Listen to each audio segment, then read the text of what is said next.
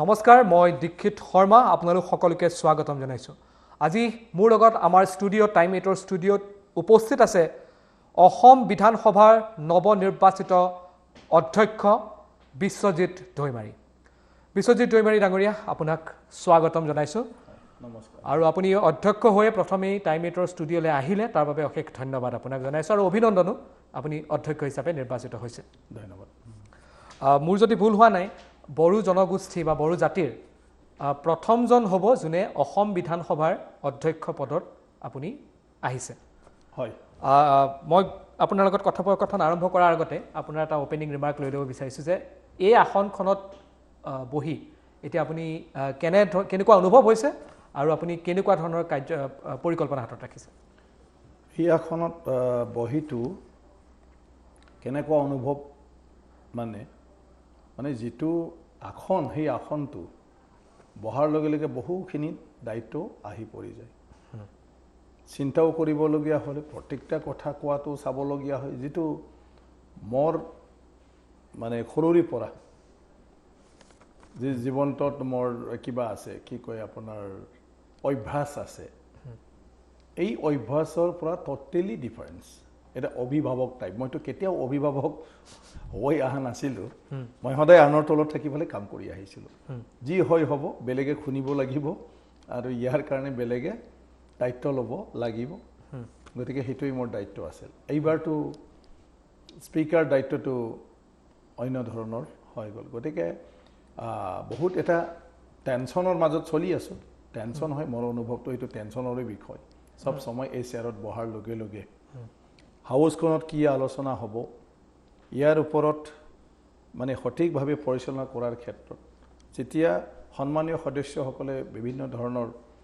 প্ৰশ্ন উত্থাপন কৰিব কথা ক'ব আৰু সেইটো সময়ত মই যদি সঠিকভাৱে তেওঁলোকৰ অধিকাৰটো মই নিয়ম অনুপাতে যদি দিব নোৱাৰোঁ তেতিয়াতো বহুত বেয়া কথা গতিকে সেইটো লৈ তেনেকুৱা ধৰণৰ মোৰ এটা মানে অনুভৱ হৈছে যে সেইটো বহুত মানে এটা দায়িত্বশীল য'ত মানে বহাৰ লগে লগে বা য'ত আজি বহাৰ পিছত মই আৰু প্ৰত্যেকটা মুহূৰ্তত মানে সাৱধান হৈ থাকিব লাগে সেইটো মোৰ অনুভৱ কিন্তু আপোনাৰ যদি চোৱা যায় এই যিটো সংসদীয় ৰাজনীতি আছে বা গণতন্ত্ৰ আছে বা ৰাজনীতি আছে আপুনি যথেষ্ট ইয়াৰ পূৰ্বতে এজন ৰাজ্যসভাৰ সাংসদ হিচাপে 2008 চনৰ পৰা আপুনি কাৰ্যনিৰ্বাহ কৰি আছে এই গোটেই বিষয়টো আপোনাৰ কাৰণে নতুন নহয় বা ইয়াৰ যিখিনি ৰুলছ আছে প্ৰচিডিংছ আছে সেইখিনি আপোনাৰ কাৰণে নতুন নহয় আপুনি এজন সাংসদ হিচাপে সংসদীয় গণতন্ত্ৰৰ যি প্ৰক্ৰিয়া আছে আপুনি তাৰ বাবে ইতিমধ্যে আপুনি গম পাইছে খুব বিশেষ অসুবিধা নহ'ব চাগে অসম বিধানসভাৰ অধ্যক্ষ হিচাপে নিজৰ দায়িত্ব পালন কৰাৰ ক্ষেত্ৰত আপোনাৰ খুব বিশেষ এটা বা আপোনাৰ কাৰণে গোটেই বিষয়টো এটা নতুন বিষয় কিন্তু নহয় নাই সেইটো হয় কিন্তু আগতে মই যিহেতু বিধানসভাত বিধায়ক আছিলোঁ ইয়াৰ পিছত ৰাজ্যসভাৰ সাংসদ হিচাপে আপুনি কোৱাৰ নিচিনা 2008 চনৰ পৰা মই আছিলোঁ কিন্তু এজন মানে সাংসদ আৰু এজন চেয়াৰত থকা মানুহ বহুত পাৰ্থক্য এতিয়া মানে আপুনি সাংসদ হৈ থাকিলে নিয়মৰ বাহিৰতো কেতিয়াবা কিবা এটা কথা ক'লেও এইটো ইমান ডাঙৰ অপৰাধো নহয় আৰু সেইটো আপোনাৰ ইমান কিবা এটা মানে বেয়া এফেক্ট হ'ব সেইটো মানে নহয় কিন্তু চেয়াৰত বহাৰ লগে লগে সম্পূৰ্ণভাৱে ইয়াৰ যিটো নিয়মাৱলী সেইমতেহে যাব লাগিব আৰু সেইমতে যদি যাব লাগে তেতিয়া বহুখিনি ইয়াত পৰিচালনা কৰাটো চম্ভালাটো এই চেয়াৰটো যথেষ্ট দায়িত্ব আৰু ইয়াৰ পিছত অধ্যয়নটোতো দৰকাৰ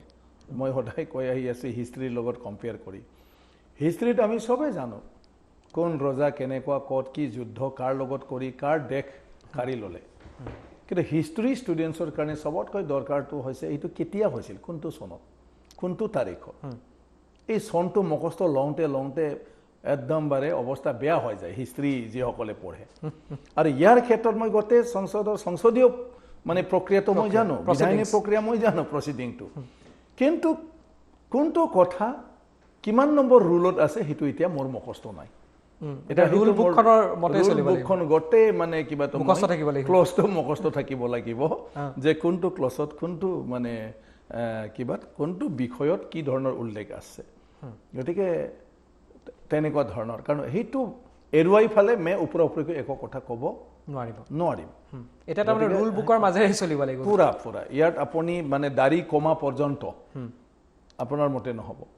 ইয়াত যেটো নীতিৰ নিৰ্দেশনা দিয়া আছে সেই মতেহে মই চলাব লাগিব কিন্তু আপুনি বিধানসভাৰ অধ্যক্ষ পদ লৈ আপুনি এটা বিষয় আপোনাৰ ওচৰলৈ আহিছিলে আৰু সেইটো আপুনি ইতিমধ্যে অনুমান কৰিব পাৰিছে যে অখিল গগৈ হয় আহিছিলে অখিল গগৈ এটা আপোনাৰ কাৰণে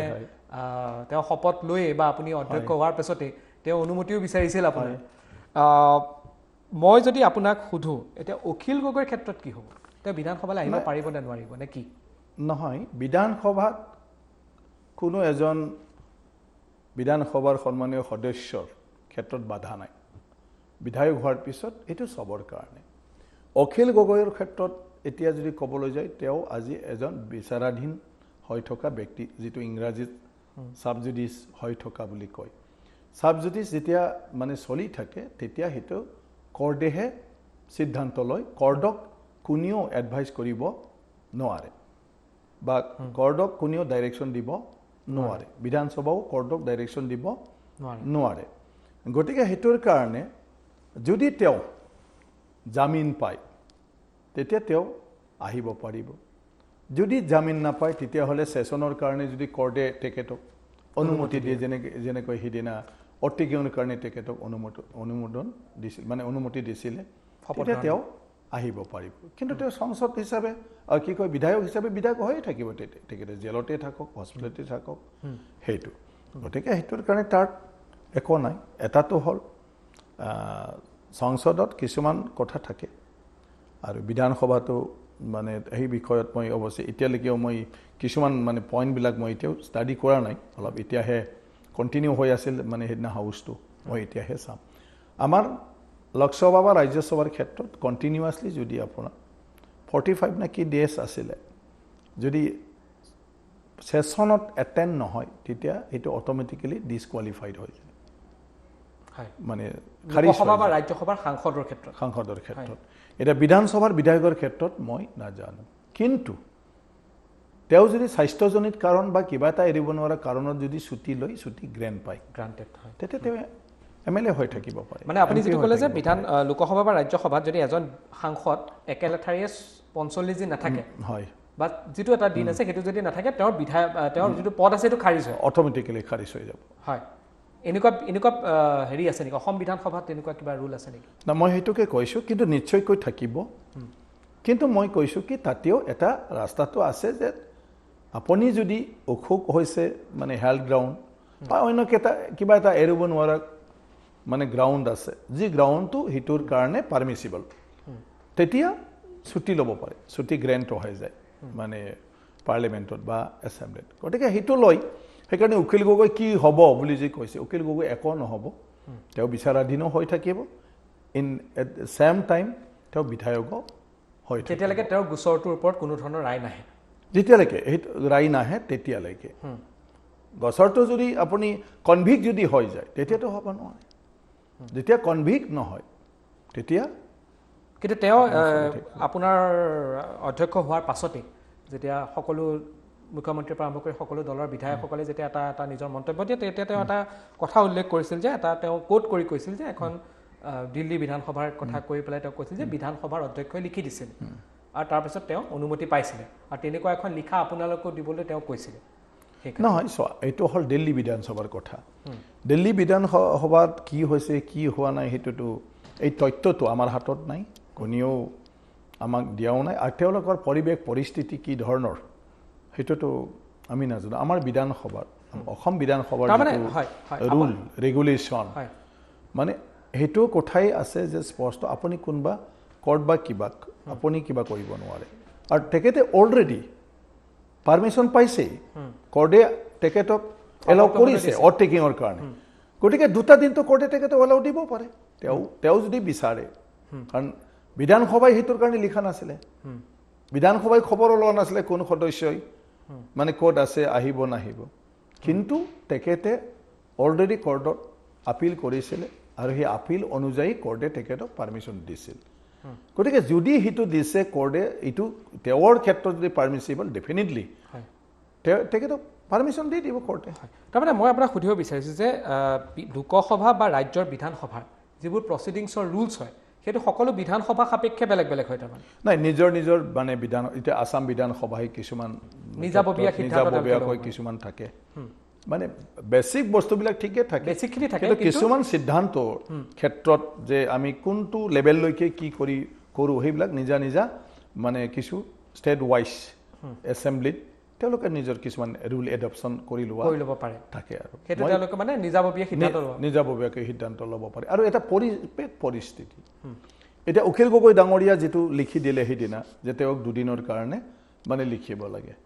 মই ইটোৰ লগত কনচাৰ্ণ হিচাপে সময় আৰু পলিটিকেল ডিপাৰ্টমেণ্টলৈ পঠাই দি দিলোঁ যে সেই ক্ষেত্ৰত এটা কি আছে চাই ল'ব লাগে আৰু নেচেচাৰী একশ্যনটো ল'ব লাগে অলৰেডি তো ডেফিনেটলি তেওঁলোকৰ পৰা এটা জবাব আমাৰ মানে কিবা এছেম্বলিত আহি যাব এটাতো তেওঁলোকে এজ এ কনচাৰ্ণ কিবা হিচাপে তেওঁলোকৰ মানে কিবাটো কমিউনিকেট কৰিব কোৰ্টৰ লগত যদি কৰিবলগীয়া থাকে লিগেল চাইডটো তেওঁলোকে মানে চাই ল'ব গতিকে সেইটো যদি আমি যদি সেইটো কৰিব পাৰোঁ লিগেলি তেতিয়াহ'লে আমি সেইটো কৰিব পাৰোঁ হয় তাৰ পাৰ্মিশ্যনটো গ্ৰেণ্ট কৰে নকৰে এই বিষয়টো আহি যাব গতিকে দিল্লীৰ ক্ষেত্ৰতো তেনেকুৱা নিশ্চয়কৈ কিবা এটা থাকিব প্ৰচেছ হৈছে যে কোনোবাই আপিল কৰিছে সেইটো তাৰ স্পীকাৰ বা বিধানসভাৰ সচিবালয়ে তেওঁলোকে কাৰোবাৰ লগত মানে লিগেল কনচাল্ট কৰিছে লিগেল কনচাল্ট কৰি কাক বা কিবা কৰিছে গতিকে তাত সেই জাগাৰ চিটুৱেশ্যন এই জাগাৰ কেনেকুৱা ধৰণৰ তেওঁলোকে কিবা কৰিছিল সেইটো তো আমাৰো যিটো কৰিছে অলৰেডি প্ৰচেছ আমি কৰি দিছোঁ হোম এণ্ড পলিটিকেল ডিপাৰ্টমেণ্টে অলৰেডি নিশ্চয় তেওঁলোকে এই বিষয়ত কিবা এটা কৰি আছে আৰু সেইটো মই অখিল গগৈ ডাঙৰীয়াক অলৰেডি সেইটো কোৰ্টৰ বিষয়ে আপুনি সেই গোটেই বিষয় হয় অলৰেডি সেইটো কমিউনিকেট আৰু এটা বিষয় মই আপোনাৰ ওচৰলৈ আহিব বিচাৰিছোঁ অখিল গগৈৰ প্ৰসংগত আপুনি যথেষ্ট স্পষ্টতাৰে কথাখিনি ক'লে আপুনি অধ্যক্ষৰ পাছত অসম বিধানসভাৰ এতিয়া কেনেধৰণৰ এটা ৰূপ দেখা পোৱা যাব কিবা সলনি হ'ব পাৰে নেকি প্ৰক্ৰিয়াসমূহৰ মাধ্যমত ধৰক ইয়াৰ আগতে ধৰক বেলেগ ধৰণৰ এটা পৰম্পৰা আছিলে সেই পৰম্পৰা কিবা সলনি হ'ব নেকি এবাৰ নাই চাই লওঁ এতিয়া তেনেকুৱাতো বিশেষ কৰিবলগীয়াও একো নাই কিন্তু কথাটো হ'ল কি বিধানসভা আমাৰ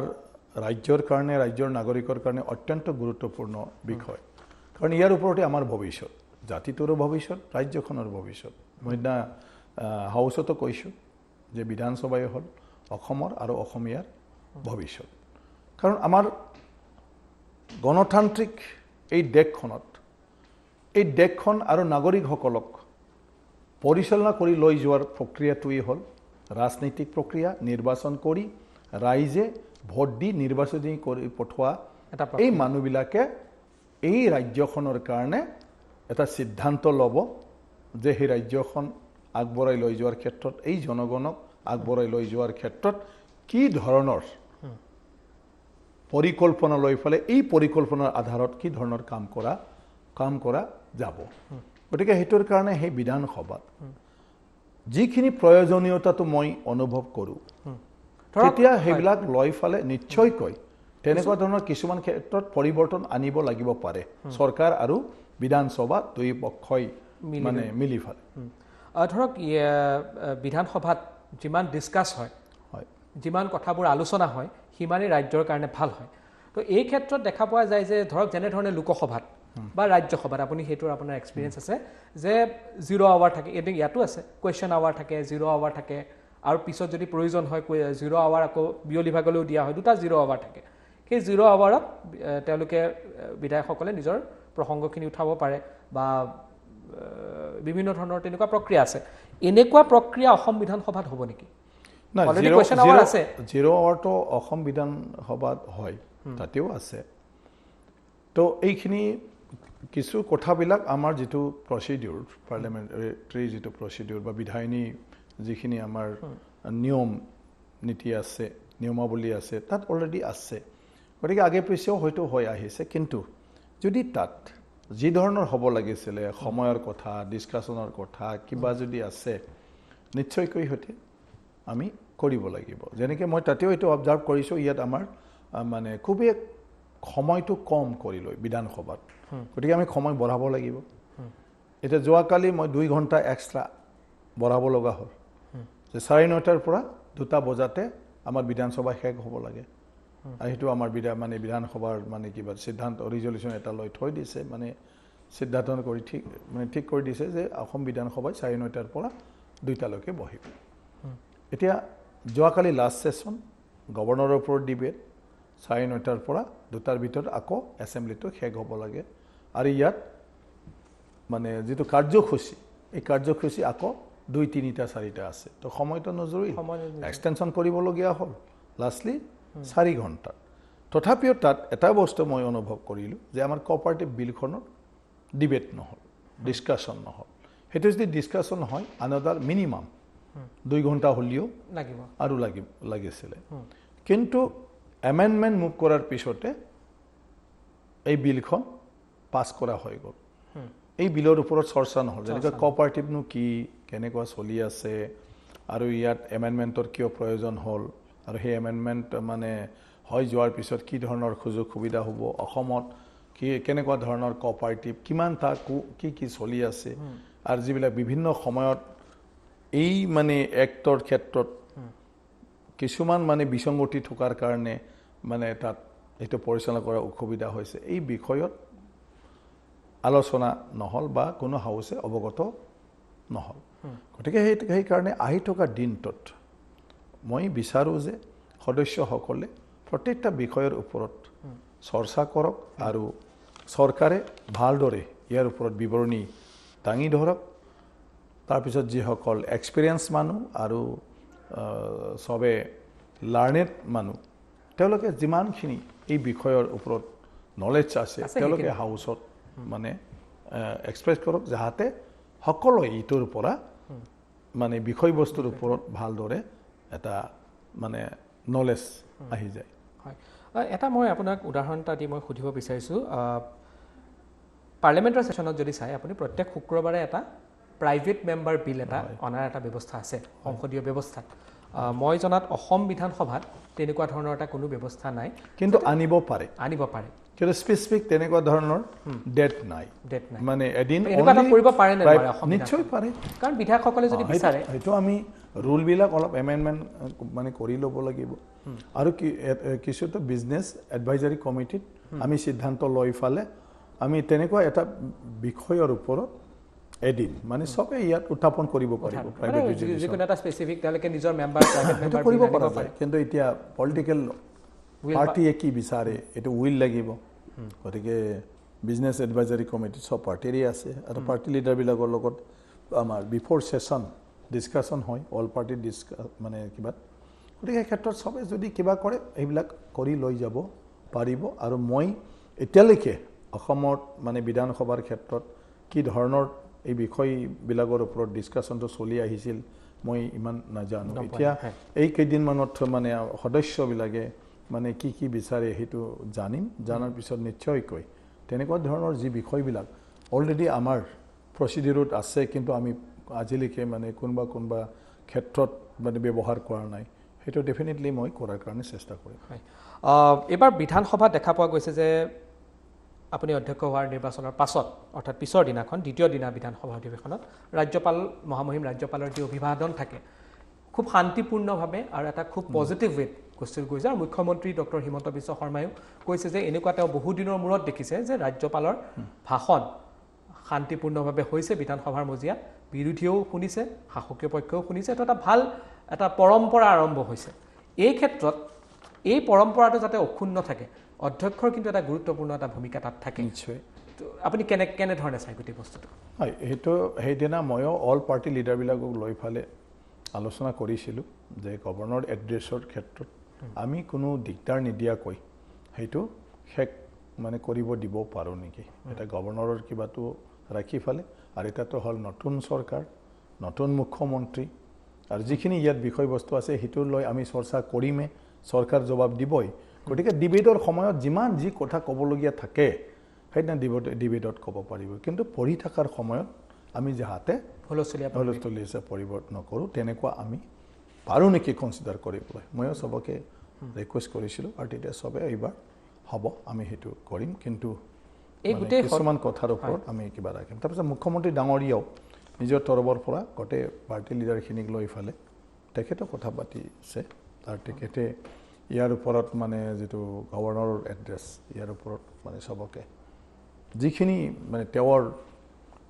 চৰকাৰে মানে কিবা কৰিবলৈ লৈছে সেই বিষয়বিলাকৰ ওপৰতো তেখেতে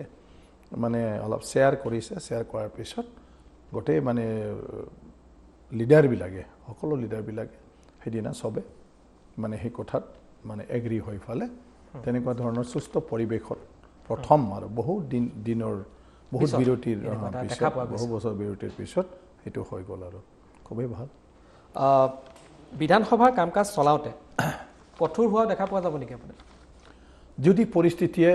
মানে বাধ্য কৰে তেতিয়াতো কঠোৰ হ'বই লাগিব কাৰণ আমাৰ বিধানসভাটো মানে চলাই লৈ যাবৰ কাৰণে মানে এটা নিয়ম বান্ধি দিয়া আছে সেই নিয়মৰ মাজেদি হ'ব আৰু সেই নিয়মটো মানিবলৈ সকলো সন্মানীয় সদস্যই বাধ্য গতিকে ইয়াৰ বাহিৰত যেতিয়া যায় তেতিয়াতো ইয়াৰ ওপৰত আপুনি নিশ্চয়কৈ কঠোৰ হ'ব লাগিব আৰু বিহেতু ব্যৱস্থা যদি কেতিয়াবা ল'বলগীয়া হয় তেনেকুৱা চিটুৱেশ্যনলৈকেও যাব লাগিব যিটো ৰুলে কৈছে নহ'লেতো এখন দেশখন এখন ৰাজ্যখন ধ্বংস হৈ যাব কিন্তু কেতিয়াবা বিভিন্ন ক্ষেত্ৰত দেখা পোৱা যায় বিৰোধীৰ ফালৰ পৰা এটা অভিযোগ প্ৰায় ক্ষেত্ৰত দেখা পোৱা যায় যে কিছু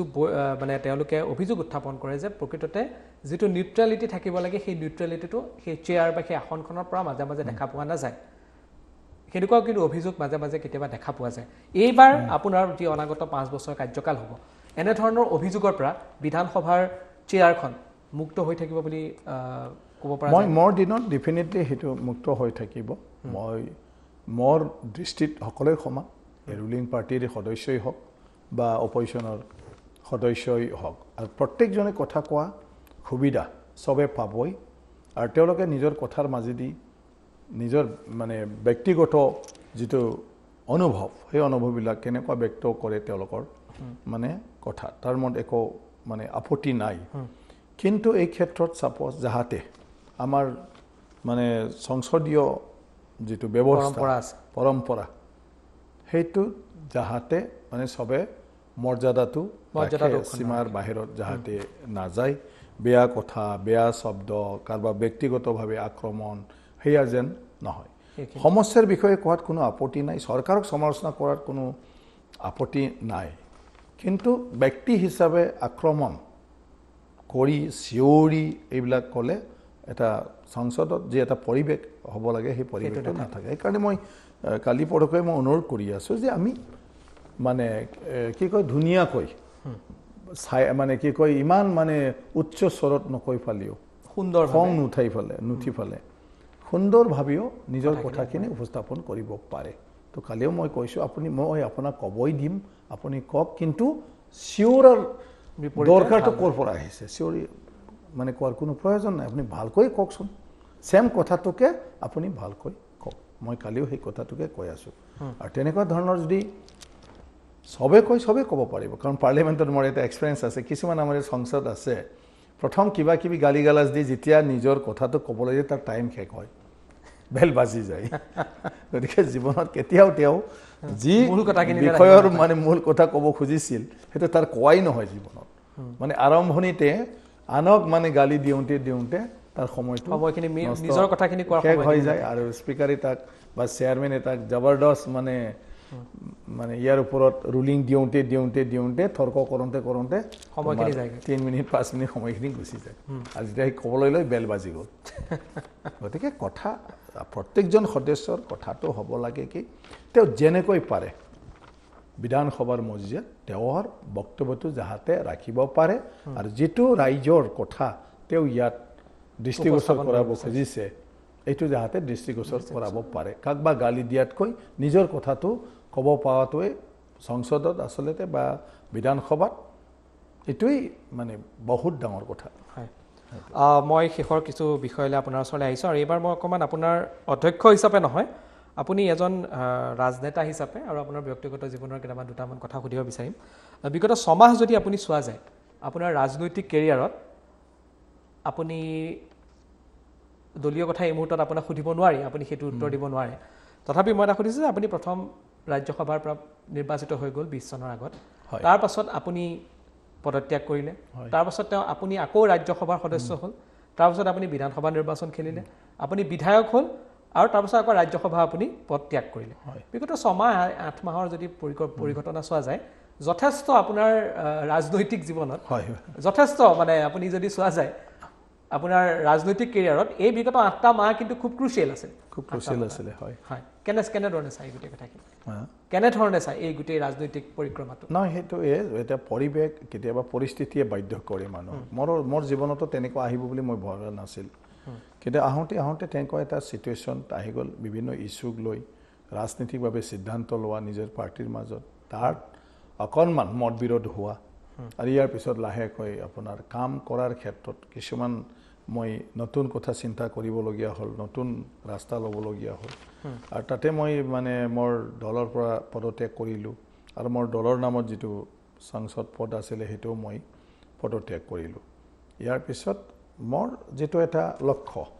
সেই লক্ষ্য হিচাপে কাম কৰিবলৈ সেইটো ছিটুৱেশ্যনটোত মই বিজেপিকে সঠিক বুলি ভাবিলোঁ আৰু বিজেপিৰ আমাৰ নেতাসকলো মোক এটা কথা ক'লে কি এনে কিয় থাকিব মানে কাম কৰি যাব লাগে এই ক্ষেত্ৰত তেওঁলোকে যেনেকুৱা ধৰণৰ আপোনাক পৰিৱেশ সুবিধা লাগে সেইখিনি আমি কৰি দিম গতিকে বহি থাকিব নালাগে তাৰপিছত মোৰো কিছু যদি ৰাজনীতিকে কৰোঁ ৰাইজৰ কাৰণে তো নিশ্চয় মই ৰাইজৰ কাম কৰিব লাগিব